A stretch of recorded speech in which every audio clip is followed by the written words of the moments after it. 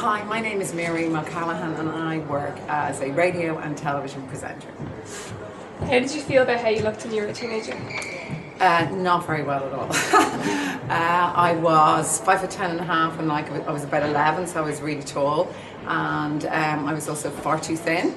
So I went to university, UCD, when I was 16, and I gather I was under 7 stone, so I must have looked very, very ill, but in fact I never really went on about it very much.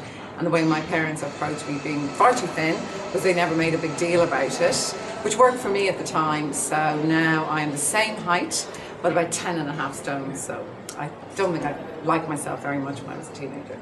And did that change as you got older? If so, how? Yeah, I think it did. I think the good thing is I have teenage daughters now, and I try to keep telling them they're beautiful, they're beautiful. Even if they come down in a black sack, I say you look really lovely. Now, they don't wear black sacks very often, but I think as you get older as a female, you get more confident actually. And once I had children young, and I think that makes you feel better about yourself because you stop worrying about yourself too much. And I also don't own a weighing scales, so I haven't really weighed myself since I was about 19. I think that's very good advice as well.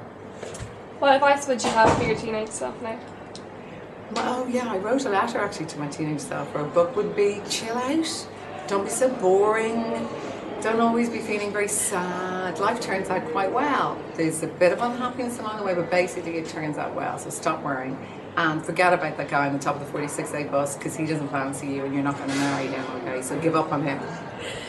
What advice would you give to teenagers today about body image?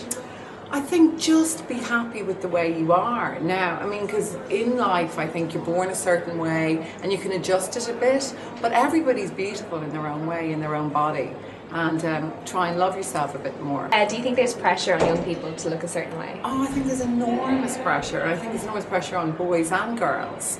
That you have to, have your hair a certain way, wear the right jeans, be skinny. Skinny is just an obsession. So I think if you can just believe in yourself, know that you are a unique and special person, and try and get that really early on, it makes life much happier.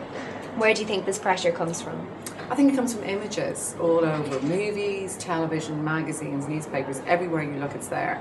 And then your peers read those things too. So I just think it's a whole huge feeling that when you're a young teenager, you never feel quite good enough. You always feel inadequate.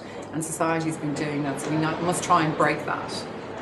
My own advice to young, teenage boys and girls is be confident in yourself. You're never going to think you're good enough. You always think you're less good than the next person, but you're not. You're not better, but you're equally good. So if you start out in life knowing that you are as good as everybody else, that will really help you going through life. And you're beautiful in your own way. And just know that and enjoy your life, because believe me, it flies by. My grandmother used to say that, she's right. Life flies by, so enjoy it.